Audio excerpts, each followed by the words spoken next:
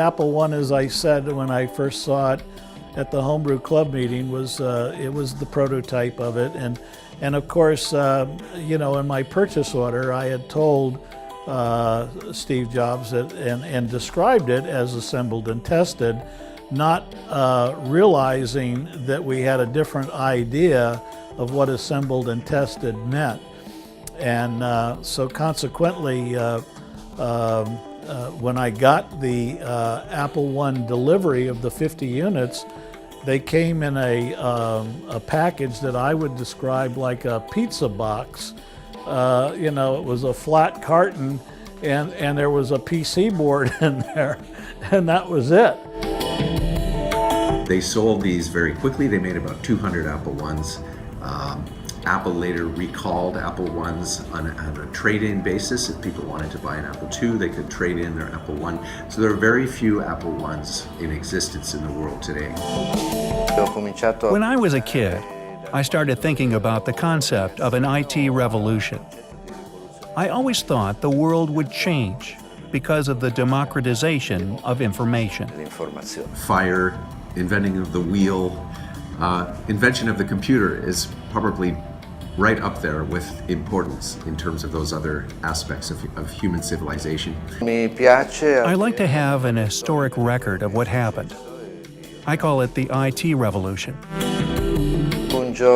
One day, a friend sent me a message telling me that at Christie's in London, they were going to auction an Apple I. So we bought it. And we were the first in the world to purchase a machine which apparently was, and actually is, completely useless, and that hadn't been switched back on for many, many years. So we had to figure out how it could be done. So we set up a small team and created what is known as know-how. I believe that having an open tab to carry out this task on this machine and others from the same time is an excellent thing. It certainly is more practical than carrying around the equipment necessary to go and repair a machine of this kind. To date, we have brought back online and restored 4 Apple I's. So maybe we can think of ourselves as one of the best teams to carry out this kind of operation. As it all happened, we can consider Marco Boglione a pioneer because he saw the purchase of this machine as an extraordinary opportunity, and many followed in his steps. We also believed in the project, and we are 2 companies based in Torino. And by combining our skills, we have established a small island of competence. Our company has always dealt in collectibles and marketed them. There's a limited number of items, we know how many were built, and they can only be marketed in numbers inferior to those originally built. Above all, our potential market is the entire world.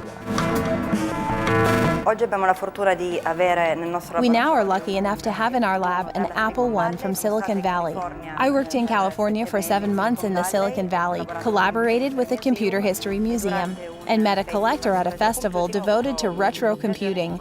And it came out he had in his collection an Apple I and would have liked to restore it to make it work again. If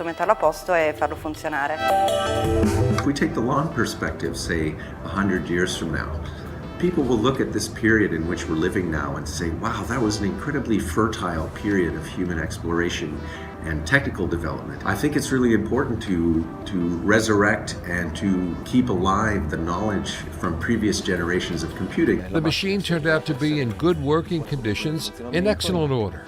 We have to be very careful working on these machines to avoid damaging them just by handling them.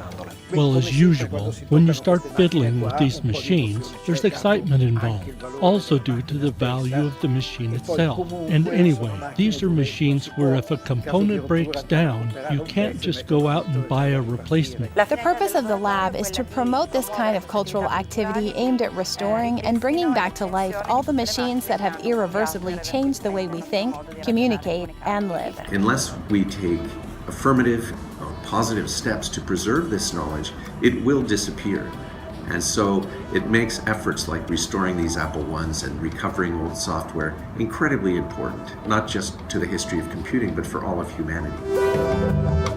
When I saw 4 Apple I's in the 8-bit laboratory of the temporary museum, I was blown away. of 4 Apple Ones being in the same place.